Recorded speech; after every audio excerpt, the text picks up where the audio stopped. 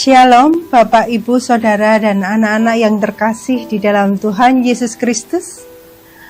Puji Tuhan, kita berjumpa kembali dalam program Sapaan Harian GKJ Manahan Surakarta. Semoga semua tetap dalam sukacita Tuhan, dan kita bersyukur kita diberi berkat baru oleh Tuhan di setiap hari baru yang dianugerahkan pada kita. Tentu ada suka dan duka, dan kita percaya semuanya itu akan dipakai Tuhan untuk kebaikan kita, yaitu supaya kita bertumbuh semakin dekat dengan Tuhan. Baik, bacaan kita hari ini kita baca dari 1 Petrus 5 ayat 8 dan 9. Mari kita baca. Sadarlah dan berjaga-jagalah. Lawanmu si iblis berjalan mengelilingi sama seperti singa yang mengaum-ngaum dan mencari orang yang dapat ditelannya. Lawanlah dia dengan iman yang teguh, sebab kamu tahu bahwa semua saudaramu di seluruh dunia menanggung penderitaan yang sama. Puji Tuhan. Bapak, Ibu, Saudara, dan anak-anak yang terkasih di dalam Tuhan, barangkali ada yang masih ingat salah satu acara di televisi di mana ada seorang narapidana yang mengingatkan kita untuk waspada. Waspada dari kejahatan. Kurang lebihnya seperti ini.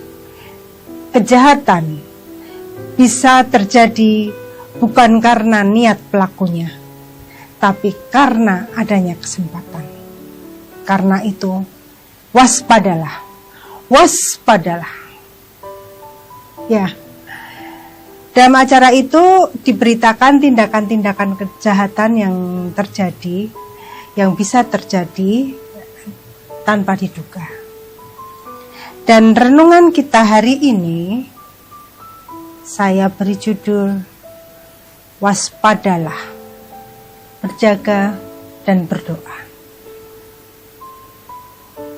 Waspada atau berjaga-jaga adalah suatu tindakan yang aktif, yang diusahakan, yang dilakukan dengan sungguh-sungguh, dengan niat dari seseorang untuk berjaga, untuk waspada, supaya tidak terjadi hal-hal yang tidak dikehendaki.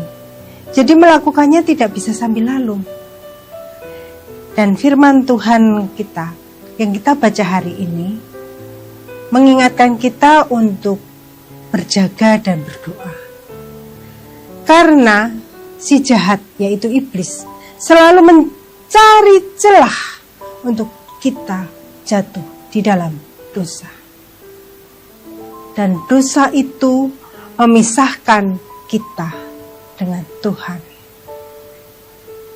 Kita yang sudah ditebus oleh darah Tuhan Yesus Kristus, kita yang sudah menjadi miliknya, kita diingatkan kembali untuk kita waspada, untuk berjaga dan berdoa. Apapun yang terjadi di dalam kehidupan kita,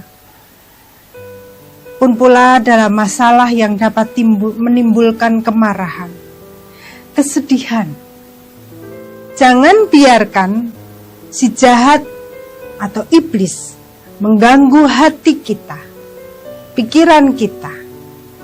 Kita selesaikan masalah itu di dalam doa. Dengan apa, dengan siapa, Tuhan akan menolong kita dengan cara Tuhan. Asal kita percaya, kita beriman, Tuhan akan memberikan hikmat, pengertian untuk kita menyelesaikan masalah apapun persoalan kita. Demikian juga dalam kesukaan.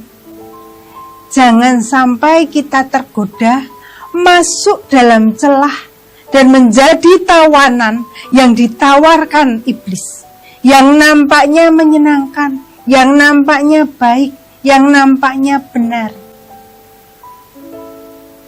Tuhan Yesus telah memberikan teladan kepada kita untuk menang dari tipu daya iblis, yaitu dengan firman Tuhan. Kita juga bisa baca dari Matius 4 ayat 1 sampai 11 dengan judul perikop pencobaan di padang gurun. Karena hidup ini adalah pertandingan yang harus kita akhiri dalam kemenangan.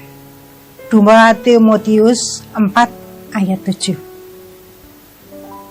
Tetaplah berjaga dan berdoa, supaya kita tetap dalam keadaan baik, kudus, dan berkenan di hadapan Tuhan. Mari kita berdoa. Tuhan, sungguh kami mengucap syukur ya Bapa, Engkau mengingatkan kami Tuhan untuk hidup dalam kemenangan. Dan kami patahkan, hancurkan ya Tuhan segala tipu daya iblis dalam nama Tuhan Yesus Kristus. Biarlah hidup kami berkenan dan layak Engkau pakai bagi kemuliaan-Mu sampai Engkau memanggil kami kembali kepada Bapa. Terima kasih Tuhan Yesus Kristus. Ampuni segala dosa dan kesalahan kami. Di dalam nama Tuhan Yesus kami telah berdoa dan mengucap syukur. Amin.